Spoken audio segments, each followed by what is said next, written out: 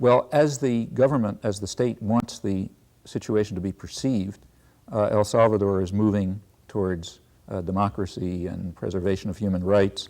There's an anti-government insurgency which has to be suppressed, and if it is, progress is hopeful, maybe unlimited. In the real world, things are rather different. In the real world, there's a mass slaughter going on in El Salvador.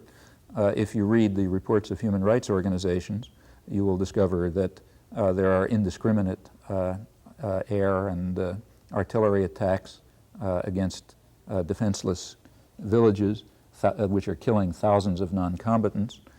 You'll learn about murderous ground sweeps, in which atrocities are being carried out that compare well with those of the Pol Pot period in Cambodia.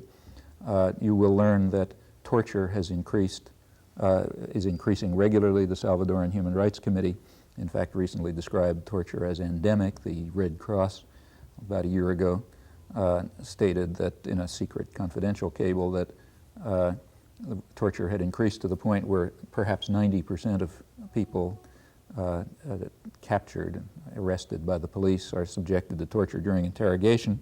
In the real world, you will learn that the elections which allegedly carried El Salvador towards democracy were carried out in an atmosphere of terror and despair, of macabre rumor and grisly reality. That's the phrase used by the British Parliament Human Rights Commission in describing the elections that were so lauded here, much as comparable elections in Poland are lauded in Pravda.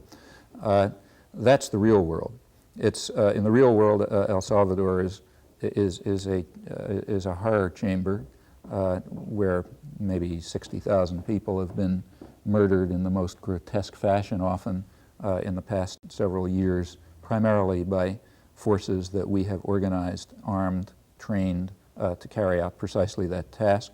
It's a country where maybe over 1 million people are refugees, perhaps a quarter of the population, and the description of this atmosphere of terror and despair is words are too weak to describe the reality.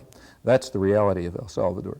Now, how comparing, that's of course not the picture that the government wants people to perceive. How is the press presenting it? Well, it's presenting it pretty much the way it's being presented in this morning's New York Times, that is, with silence. There is no description in the media of the indiscriminate air attacks which are killing thousands of non-combatants, which are described in grisly detail by human rights organizations. There is no description of the torture of political prisoners, which you can read about in the foreign press or in Amnesty International reports. There's no the report of the, for example, the report I just quoted of the British Parliamentary Human Rights Commission, as far as I know, was never presented in the American press.